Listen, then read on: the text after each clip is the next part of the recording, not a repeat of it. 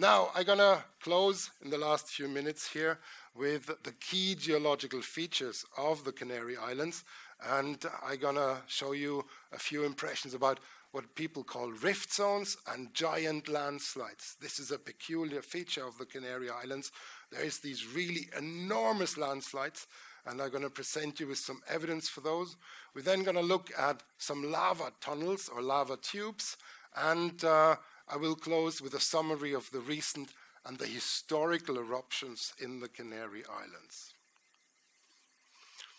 So this is the island of Tenerife, and you might have spotted it. It's got three major arms. El Hierro, the island of El Hierro, has also three major arms. Some people call it a Mercedes star pattern, and these three arms are symptomatic for some of the Canary Islands. They're not elongated along fractures, but they form these rather peculiar shapes. And this has puzzled geologists for really decades. How do they come about?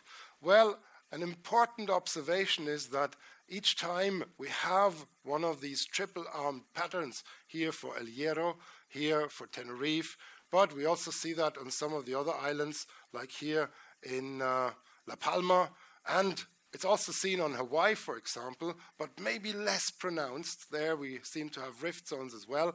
But the important feature is there seems to be landslides in between these rift arms. So the islands seem to fall apart. There's these giant embayments in between these rift arms, and they produce large offshore deposits of material that has fallen into the sea, literally collapsed part of the island into the sea. So here we have a little picture of the northeast rift zone viewed from Teide volcano over here. So we're looking this way here into the northeastern part of the island, and there is a big embayment, and this is a former landslide embayment. This particular landslide happened about 500,000 years ago, so not very recent. It's quite some time ago, but it gives shape to the island to the present day. Here we can now look at Teide volcano from the northeast. We're now exactly at the other end of that system, looking towards Teide volcano here. And there we have this large ridge, and there's this landslide embayment I pointed out. And there's another one just here in the northern part of the island. So several of these large collapsed areas are still present, are still visible today. And this is also the case on La Palma. You can just about see there's a big chunk of the island missing, and there was a big landslide about 500,000 years ago. And now, since then, the island has grown towards the south, and there's a big discussion amongst some geoscientists. Will the island collapse again? Some people speculate this part of the island might actually collapse into the sea. I'll say a few more words about this in a few minutes. So La Palma is the volcanically most active island on the archipelago, and there was eruptions in 1646, 1677, 1712, and then in 1949, 1971, and in 2021. So this is the fracture that opened up during the 1949 eruption, and this is the origin of that speculation that the island might collapse again. This fracture opened up during an eruption, and it has given rise to a lot of consideration about the stability of the island. So here you see the 1949 lava flows on this map, and there's another one that went this way. There were several vents that erupted in 1949, and this area here is considered to be unstable. And this is where this fracture came in. This fracture is found in this area here, and people speculate this might actually produce a giant landslide in the future. The good news is people have measured this for the last 20 years, and even during the 2021 eruption, no movement on the flank of the volcano. So for now at least, the island seems stable, which is very good news for us. In the geological future, well, we have no guarantee, we cannot tell. But for now, there seems to be no risk about a giant landslide on La Palma. So, these giant landslides, we see them on all the islands. Even the old islands have evidence for these landslides. It's a typical feature of the Canaries. We cannot make this go away. It's a reality. So these landslides do occur, and this is not just typical to the Canary Islands. We also see that in the Hawaiian Islands. There's many large landslides coming off these islands, and they are the reason for these triple-armed rift zones.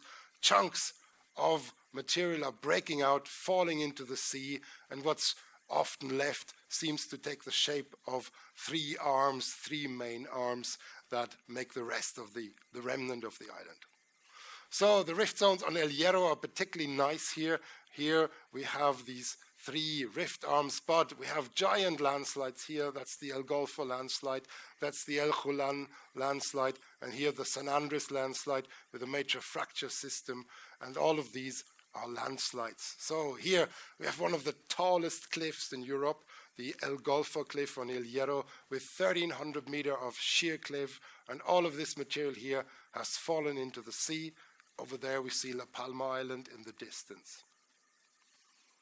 This is the El Julan landslide on El Hierro as well. Here we see the kind of outline of it, marked with a stippled line. This is a little older, the El Golfo is a little younger, and the San Andres one is this one here. So each side of the island has experienced a major landslide, and here at San Andres, the village of San Andres, we even see a major fault line. You can really put your finger on the sliding plane. Quite fascinating for geologists. So here, my former PhD student, Marc-Antoine, and myself trying to get a sample from the fault plane. So here you see the striations. This is where a landslide has really gone down, and probably several hundred meters of movement on that fault plane. So here we have very strong evidence for landslides being a reality in the Canary Islands, and this means we have to think about it for the future.